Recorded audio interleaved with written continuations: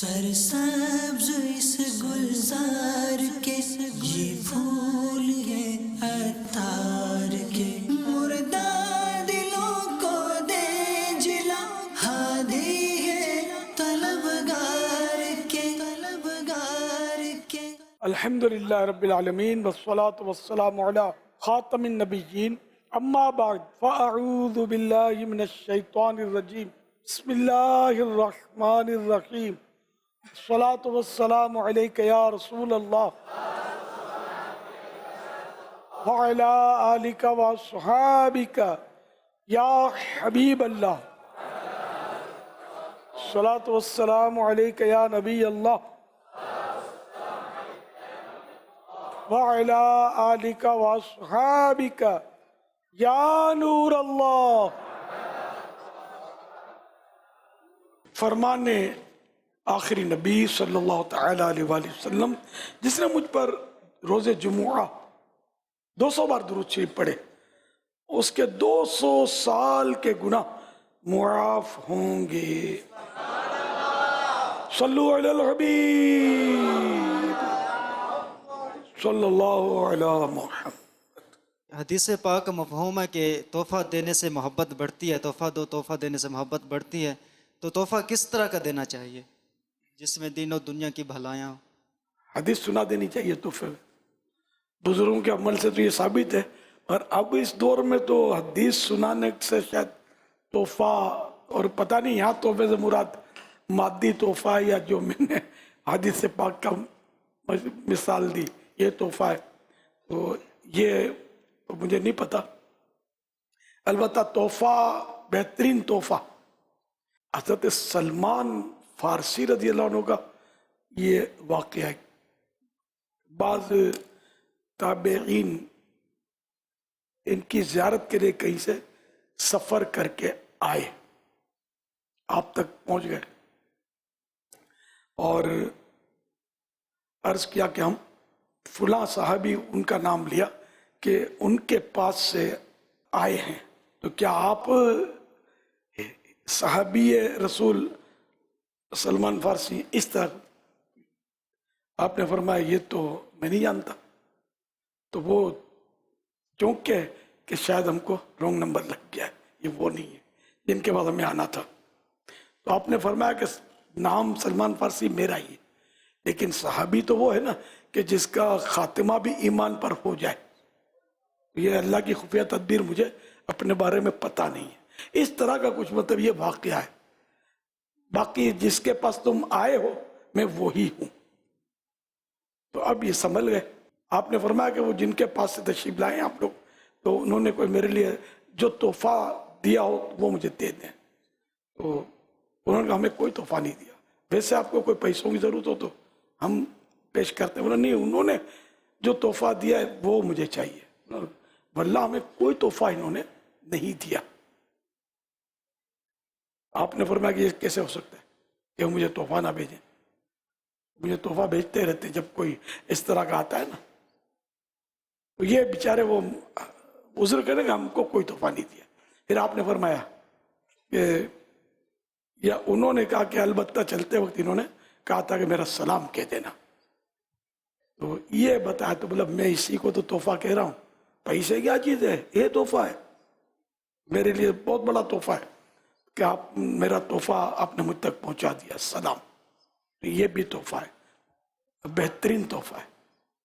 ہم لوگ تو بس یہ کوئی مادی چیز ہم کو دے دے، پیسے دے دے یا کوئی عطر دے دے، تو کوئی ایسی کام کی چیز دے دے دنیاوی اعتبار سے، ہم اسی سے خوش ہوتے ہیں۔ اور کوئی کہہ دے کہ فلاں نے آپ کو سلام بولا ہے، علیکم السلام، اور اگر کوئی تحفہ اور قیمتی تحفہ ہو، ماشاء اللہ، سبحان اللہ، جزاک اللہ، اللہ ان کو جزائے خیر دے، دو چار دعائیں سمجھے ان کو ہم دے دیں گے۔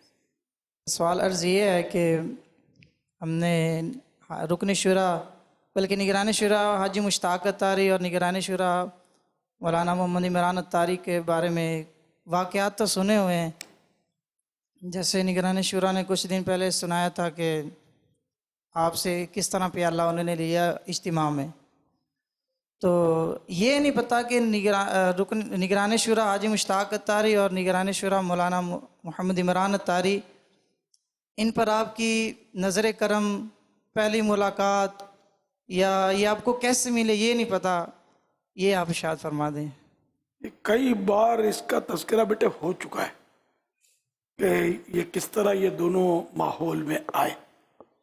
حاجی مشتاق گلزار حبیب میں جب اجتماع ہوتا تھا، آپ جناب کی ولادت سے پہلے کی بات ہے، پرانی بات ہے، تو انہوں نے خود اس طرح کا بتایا تھا کہ میں تو جس طرح وہ آیا تھا، بہرحال وہ جس طرح جلسہ ختم ہوتا لوگ منتشر ہوتے ہیں، بس لوگ منتشر ہوئے، میں بھی جانے لگا، ایک بڑھ کر میرے پاس آیا، اسلامی بھائی سلام، بڑی اپنائیت کے انداز میں سلام کیا اس نے، بڑی گرم جوشی سے ملاقات، حال احوال، یہ تو بڑا متاثر ہوا، یہ تو ایسا جیسے کہ میرا کوئی پرانا شناسا ہی ہے، جاننے والا ہے، حالانکہ وہ پہلی ملاقات تھی۔ تو یوں مجھے لگا کہ یہاں کچھ ماحول جو ہے یہ عام جلسوں جیسا نہیں ہے، ڈیفرنٹ ہے، اور میرے کو بہت اچھا لگا، دل لگا، میں پھر دوبارہ بھی آیا، اور یوں مطلب میں ماحول میں رچ بس گیا۔ اس طرح کا کچھ انہوں نے مجھے سنایا تھا واقعہ، یہ یوں ماحول میں آئے۔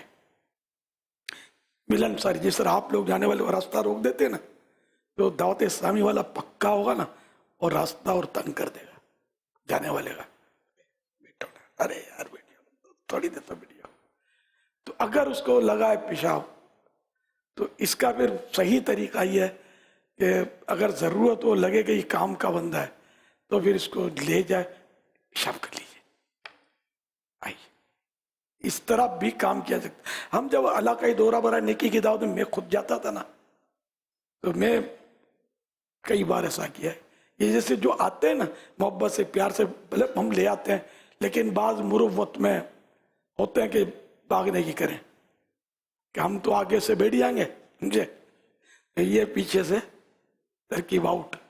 تو میں کیا کرتا تھا کہ چپل اٹھا، ارے میں چپل اٹھا کر میں ان کا آگے رکھ دیتا، اب یہ بیٹھے ہیں پیچھے، اب ان کی سواری آگے ہے، اب جائے آگے سے، شیطان تو زور تو لگائے گا لیکن شہر یہ جائے گا کیسے؟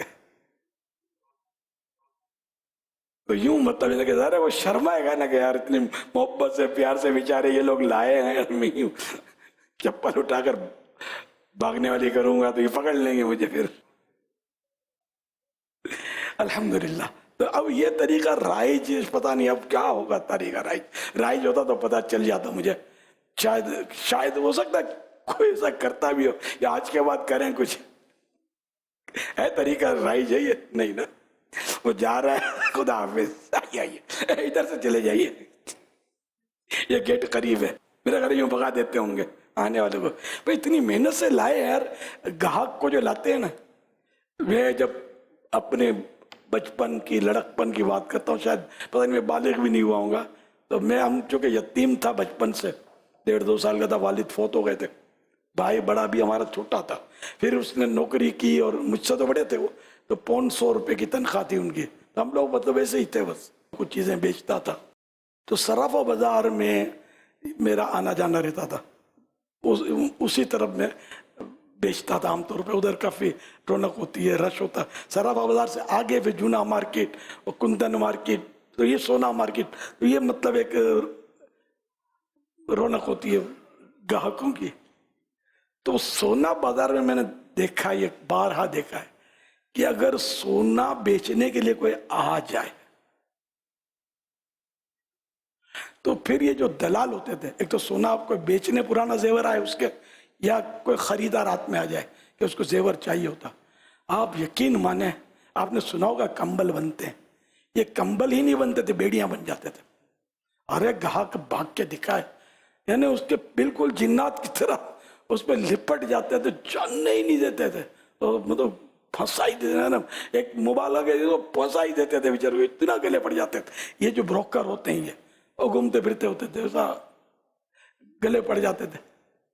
مگر ہم لوگ جو ہے نا، اگر کوئی بہت مشکل سے سمجھا بجھا کر لائے بھی نا، تو بس یہ کہ اس کو پھر ہم ملتے رہیے کہ ہم بیٹھے کہاں ہیں، ہم ہیں کہاں، ایسے تو کئی واقعات ہوتے ہوں گے، تو آپ لوگوں میں سے بھی غالب اکثریت میرا خیال ہے راستہ ہی دیتی ہوگی جانے والے کو پکڑ کے محبت سے، کھینچ کے نہیں، بیٹھتا ہے کہ نہیں، کرتے نہیں ہوگے۔ اس طرح آپ کریں، چپل سنبھالیں، کسی اجتماع میں لائیں کسی کو، چپل اپنے چپلوں کے ساتھ اس کے رکھیں، نہیں میں ہوں نا، آپ رائے خدا میں میری بات مان کر آئے ہیں تو میں یار اتنا بھی کام نہیں کروں، یہ سعادت حاصل نہ کروں کہ آپ کے مطلب میں جوتے میں سنبھالوں، فکر نہیں کریں، یوں کر کے اس کو سب پیار دیں کہ واقعی یہ دعوت اسلامی ویسے پھیلی ہے، بڑی ہے پیار سے، ورنہ میں کوئی اچھا مقرر نہیں ہوں۔ جب سے ہوش سنبھالے بڑے بڑے زوردار مقررین میں نے دیکھے ہیں، اب بھی آپ دیکھتے ہیں ایک سے ایک مقرر، اب کئی مقرر دنیا سے رخصت ہو گئے، اب دوسرے مقرر ہے نا، تو جلسوں میں یہ صورت نہیں ہوتی جو ہمارے اجتماع میں جو انداز ہوتا ہے، حالانکہ ہمارا بیان ان کی طرح زوردار نہیں ہوتا کہ آدمی وقتی طور پہ ایک دم جوش میں آ جائے اور پھر مطلب بعد میں کوئی کسی کو مڑ کے دیکھتا نہیں، کوئی ماحول ہی نہیں ہوتا نا۔ لیکن ہمارے ہاں کوششیں کی ہیں کہ کچھ نہ کچھ ماحول بنے، تو اگر آپ سب اس انداز پر کام کریں گے کہ جو آ گیا اس کو روکنے کی کوشش کریں گے تو انشاءاللہ یہ پکا نمازی بن کر جائے گا، سنتوں کا پابند بن کے جائے گا، مدنی قافلوں کا مسافر بن جائے گا۔ اور جس کسی کو ایسا کوئی بااخلاق ملنسار اسلامی بھائی مل جاتا ہے نا تو وہ بن بھی جاتا ہے، جیسے حاجی مشتاق کا واقعہ آپ نے سنا، لیکن یہ کیا لاکھوں میں کوئی، باقی تقریباً چلے جاتے ہیں۔ ایک بس اب وہ واقعہ ہر واقعہ سنانے جیسا نہیں ہے، اسی طرح کا ہماری مطلب ہے کہ بعض اوقات کوتاہی کی وجہ سے بندہ آتا ہے پھر کہیں اور نکل جاتا ہے، تو یہ دل جلانے والی باتیں ہوتی ہیں۔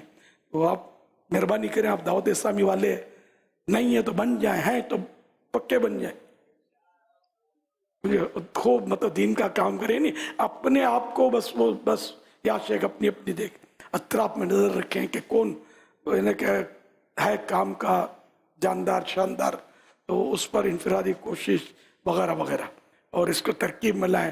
جمعرات کو آپ آئیں گے، میں وہاں ملوں گا، اس ستون کے پاس بیٹھتا ہوں، میں اگر بیٹھتے ہیں تو یا بیٹھوں گا، آپ کا انتظار کروں گا، پھر شام کو فون کیا، ہاں بھائی کب پہنچ رہے ہیں، ایسا ہے نا کہ اس کو آپ کریں گے نا تو پھر بندہ شرما جائے گا، آئین ممکن ہے وہ بول دے گا آج یہ کام ہو گیا، کل وہ کام ہو گیا، 2-4 جمعرات تک آپ کوشش کریں گے تو یہ انشاءاللہ مایوسی نہیں ہوگی، آ جائے گا۔ اگر نہیں بھی آتا تو آپ کو ثواب ملتا ہی رہے گا نا کوشش کا، یار اس کے آنے پر تو ثواب موقوف نہیں ہے۔ تو نمازی اس طرح بڑھیں گے، مسجدیں آباد ہو جائیں گے۔ میں جب عوام میں تھا نا تو صحیح بولتا ہوں، میرا اپنا انداز تھا الحمدللہ، جنہوں نے دیکھا ان کو شاید کچھ یاد ہو تو، مگر اب میں عوام میں نہیں ہوں۔ اب لائن لگ کے میں ملتا ہوں تو میں اپنی ملنساری کا مظاہرہ نہیں کرتا، کیونکہ میں اگر جس طرح پہلے میرا انداز تھا نا وہ اگر میں انداز اختیار کرتا ہوں تو جو آیا نا وہ بنے گا اسپیڈ بریکر، رکے گی لائن، ہو جائیں گی اذانیں، یوں مجھے مجبوراً بھی تھوڑا وہ انہیں کہ حساب کی طرح کرنا پڑتا ہے کہ لائن چلتی رہے، ورنہ فطری طور پر اللہ کی رحمت سے میں نے اپنے آپ کو بہت ملنسار پایا ہے کسی دور میں۔ اب بھی جب میں اکیلا ہوتا ہوں کوئی موقع ملتا ہے اور تو الحمدللہ میں اچھی طرح ملتا ہوں الحمدللہ۔ تو آپ بھی ملنسار بن جائیں، آپ نہیں ہیں ملنسار نو پرابلم، بتکلف بنے، آپ تکلف کے ساتھ بنے ملنسار، کوشش کریں بن جائیں گے، اللہ کرے گا۔ منہ کو مسکراتا رکھیں، بھلے غصہ دلانے والی بات کریں، آپ مسکرائیں۔ میں اس نے اتنی بات نہیں تھی کہ دوسرا تو نوچ ڈالے، جس نے بات کی تھی ویسی سی باتیں کر رہا تھا، میں مسکرائے جا رہا تھا، اس کو دیکھ رہا تھا اور سن رہا تھا، اور دیر تک میں نے سنی۔ جب میری باری آئی تو آخر اس کو کہنا پڑا کہ آپ کی مسکراہٹ نے مجھے، سنا ہوگا آپ نے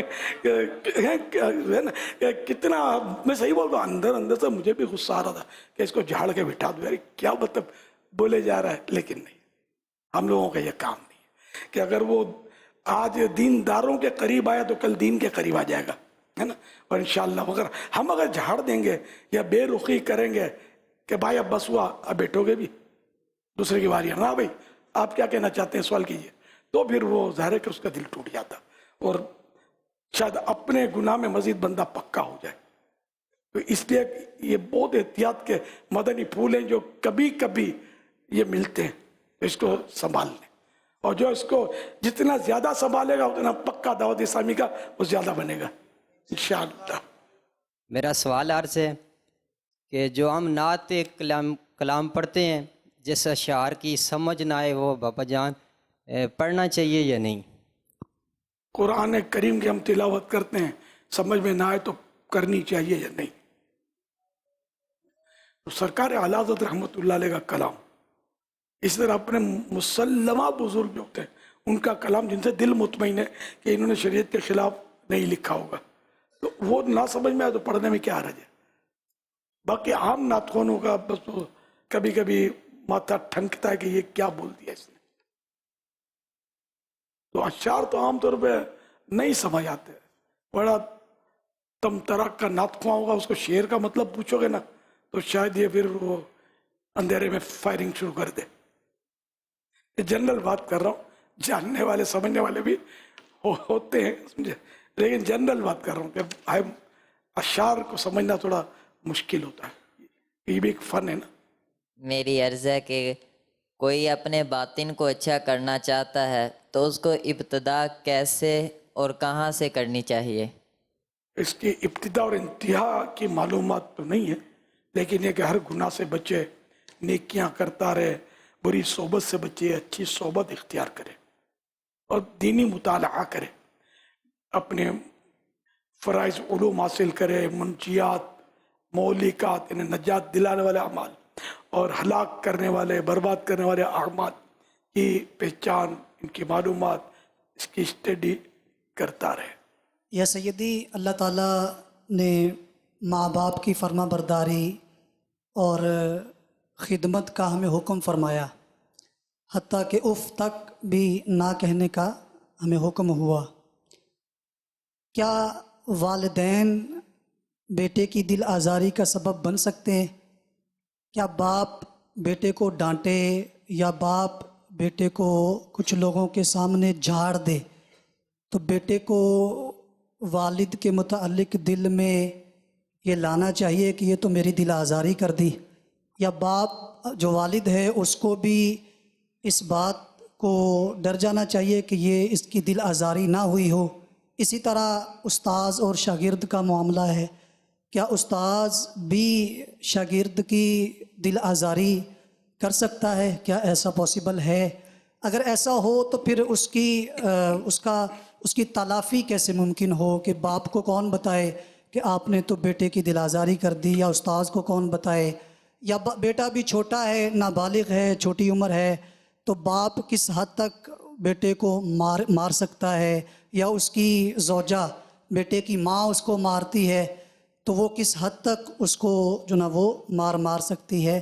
اس میں کچھ رہنمائی ارشاد فرمائیے گا۔ اسی طرح ہمارے تنظیمی انداز ہیں، ہمارے نگران ہوتے ہیں، ماتحت ہوتے ہیں، تو یہ دل آزاری کا جو معاملہ ہے وہ کس حد تک ممکن ہے، اور جو ماتحت ہے اس کو دل کتنا بڑا رکھنا چاہیے، اور جس نے کی ہے اس کو بھی جو نا وہ سمجھانے کا کیا انداز ہونا چاہیے؟ کچھ باقی رہ گئی ہے کسر؟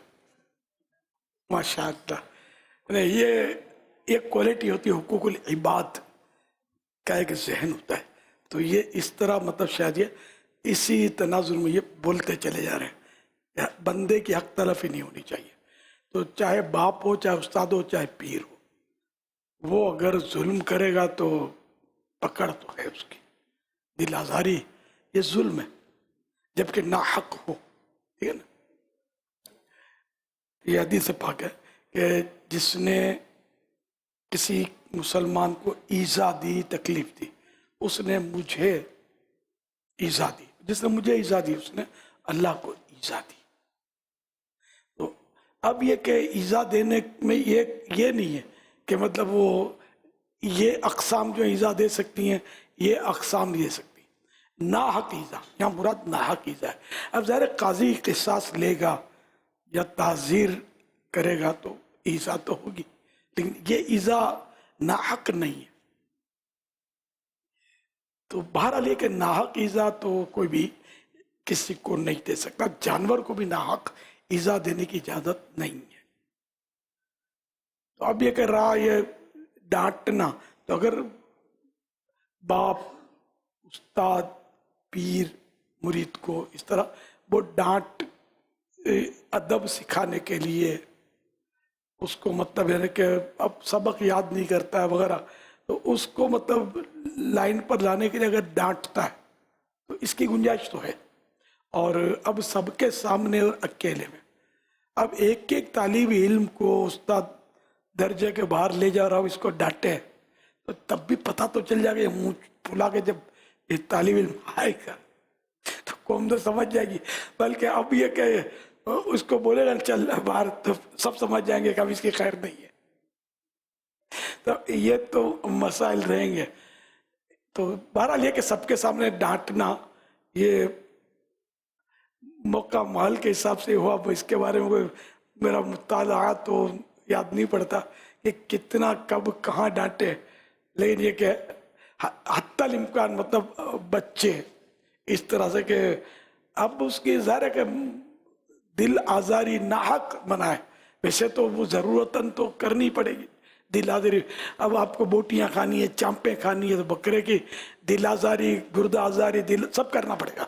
ذبح کریں گے تو گرواں ارواں ہر بال اس کا آزار میں مبتلا تو ہوگا. تو یہاں ضرورت ہے، شرعاً اجازت ہے. تو جیسی اجازت جیسا موقع. میرا نام ذاکر حسین ہے. الحمدللہ میری زندگی ابھی کچھ ہی دن پہلے بدلی ہے. میں دعوت اسلامی سے پہلے بہت متنفر تھا. اب دعوت اسلامی کے قریب آیا ہوں تو دعوت اسلامی کے محبت میرے دل میں موجزن ہے. آپ کی صحبت سے دل منور ہوا ہے. میں اس وقت تربیتی کورس میں ہوں. کچھ دن رہ گئے ہیں، گھر جانے کو دل نہیں چاہ رہا، بہت بے چین ہوں. آپ ہی کچھ کیجئے. ماشاء اللہ. چلو ماشاء اللہ آپ آ گئے، بہت اچھے آئے. اب ظاہر ہے کہ گھر بھی جانا ہے، روزگار بھی کمانا ہے، گھر والوں کی سیوا کرنی ہے، خدمت کرنی ہے، تو جانا تو پڑے گا. جو آخری حج ہوا حجۃ الوداع 1,24,000 یا 1,14,000 یہ آخری حج میں تھے. اور مدینہ شریف میں جنت البقیع میں کم و بیش 10,000 صحابہ کے مطلب مزارات ہیں. تو یہ باقی لاکھ سے اوپر یہ صحابہ کہاں تشریف لے گئے. تو یوں مطلب یہ کہ جگہ جگہ ہی انہوں نے فیض لٹایا دنیا بھر میں. انہوں نے سفر کیے اور دین کی دعوت، نیکی کی دعوت عام کی. تو آپ بھی جائیں جہاں جائیں، مطلب اللہ کے دین کی خدمت کرتے رہیں، دعوت اسلامی سے مربوط رہیں. اب تو کام بھی اتنا مشکل نہیں رہا، ہمارے دور میں مشکل ہوتا تھا کام. اب تو ماشاءاللہ جگہ جگہ دعوت اسلامی کے مراکز قائم ہو گئے. اس وقت کچھ بھی نہیں ہوتا تھا اس طرح کا جس طرح اب ہے. الحمدللہ. اللہ آپ کو خیریت سے لے جائے. محبت آپ کے دل میں اور بڑھنی چاہیے. جتنی بڑھے گی اتنا دعوت اسلامی میں آپ پکے رہیں گے انشاءاللہ. شیطان بھی تو پیچھے لگا رہتا ہے، نفس پہ گھر والوں کے اپنے مطالبات ہوتے ہیں. یوں بعض اوقات انسان آزمائش پہ آ جاتا ہے. استحکامات کے لیے بابا جان. کہاں سے بیٹے تشریف لائے آپ؟ میں ڈسٹرکٹ نوشہر و فیروز تحصیل کنڈیا روڈ. سندھ میں نا یار، ادھر سے تو آپ کبھی کبھی آ سکتے ہیں یار. ہاں مطلب 2-4 مہینے میں تو شاید چکر لگا سکتے ہیں آپ. عرض ہے کہ میرے ایک دوست نے مجھ سے کہا تھا کہ کوئی شخص اس وقت تک یعنی مرید نہیں ہو سکتا جب تک وہ اپنے پیر صاحب سے ملاقات نہ فرما لے. تو وضاحت فرما دیں. ایسا نہیں ہے بیٹا، ملاقات شرط نہیں ہوتی اس میں. ہم ویسے پیارے آقا صلی اللہ علیہ وسلم کے ہم مرید ہیں. بے شک مرید پیر کی اصطلاح یہاں نہیں بولی جاتی، لیکن یہ حقیقت ہے کہ ہمارے حقیقت میں مرشد پیارے آقا صلی اللہ علیہ وسلم ہیں اور ہم ان کے مرید ہیں. ٹھیک ہے نا. تو اب ملاقات شرط ہوتی تو ہم غریبوں کا بنتا کیا. کوئی شرط نہیں ہے. یہ سلسلہ ایکچولی ہم سب کے سردار تو پیارے آقا صلی اللہ علیہ وسلم ہیں. آپ شجرہ جب پڑھیں گے تو آپ سب سے پہلے یا الہی رحم فرما مصطفیٰ کے واسطے، یا رسول اللہ کرم کیجئے خدا کے واسطے، اس طرح بڑھتے بڑھتے ہی تو چل رہا ہوتا ہے. تو سرکار سے پھر خلیفہ سرکار صلی اللہ علیہ وسلم کے مولا علی، ان کے خلیفہ امام حسین، ان کے خلیفہ امام زین العابدین، پھر امام باقر، اور اس طرح یہ سلسلہ چلتے چلتے چلتے چل رہا ہے. غوث پاک بھی اس میں آ رہے ہیں.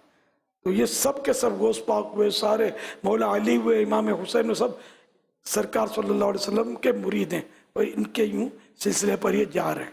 और पीर के जो 4 शराइत हैं, इनमें एक शर्त ये भी है कि उसका सिलसिला जो है वो सरकार सल्लल्लाहु अलैहि वसल्लम से मिला हुआ हो, वरना अगर बीच में कट गया तो फिर वो उसकी बैअत भी नहीं कर सकते, मुरीद नहीं बन सकते। औलाद में नहीं कि भाई सैयद होना चाहिए, बतौर मतलब मुरीद। आला हज़रत भी इस सिलसिले में आते हैं, सैयद नहीं आला हज़रत। और भी बहुत सारे बुजुर्गान दीन इसमें मिलेंगे कि जो सैयद नहीं है मगर कादरी हैं और सिलसिला है उनका, पीरी मुरीदी होती है, खुद सादात किराम उनके मुरीद बनते हैं, तो कोई हर्ज नहीं है इसमें। मेरा ताल्लुक़ एजुकेशन डिपार्टमेंट से है और मुख्तलिफ़ किस्म की कॉन्फ्रेंसेस जो सीरत नबी सल्लल्लाहु अलैहि वसल्लम के हवाले से इस उन्वान पर रखी जाती हैं, इन पर हमारे सही अकायद पर इन कॉन्फ्रेंसेस के ज़रिए हमलावर होने की कोशिश की जाती है। इनमें किए जाने वाले सवालात में से या उन पर दी जाने वाली मालूमात में से एक एतराज़ उनका ये भी है कि आका अलैहिस्सलाम अपनी विलादत के दिन तो रोज़ा रखा करते थे, तो हम इसे मिलादुन नबी को ईद का दिन कहते हैं, हालांकि अगर ये ईद का दिन होता तो इसमें रोज़ा क्यों रखा जाता? तो इसका क्या जवाब दिया जाए? इसका जवाब बेटे बहुत आसान है, वो ये कि हर जुमा जो है ना वो ईद है, जुम्मे का दिन जो वो ईद का दिन है। तो रमज़ान में जुम्मा आ गया तो क्या करना है, प्रोग्राम क्या है, रोज़ा रखना है ना, फ़र्ज है ना। तो यहाँ 2 ईदों की जो सराहत है कि इनमें कि मीठी ईद का एक दिन, जिनको छोटी ईद भी बोलते हैं, रमज़ान शरीफ के बाद आती है। ईद उल फित्र, इसका रोज़ा एक दिन का ये हराम। और बकरीद के 10, 11, 12, 13 ज़ुल्हिज्जा, ये 4 दिन के रोज़े हराम। यूँ कुल 5 दिन के रोज़े हराम है साल में, इसके अलावा कोई रोज़ा हराम नहीं है। और जो हाजी होता है उस साल जो हज कर रहा है वो मैदान अरफात में हो हाजी, तो उसको सुन्नत यह कि वो रोज़ा ना रखे। इस्लाम में ईदें सिर्फ 2 ही हैं, क्योंकि हदीस मुबारका इन 2 के अलावा भी कई अय्याम को ईद करार दिया गया है। नबी करीम सल्लल्लाहु अलैहि वसल्लम ने इरशाद फरमाया, यौमुल जुमअते ईद, जुमा का दिन ईद का दिन है। एक और हदीस पाक हज़रत जिब्रील अमीन ने बारगाह रिसालत में अर्ज़ की, ये जुमा का दिन है जो कि अल्लाह ताला ने आपको अता फरमाया है ताकि आपके लिए ईद हो। तो जुम्मा को हदीसों में ईद कहा गया है, लेकिन रोज़ा इसका रमज़ान में तो खास करके फ़र्ज ही है। सरसब्ज़ इस गुलजार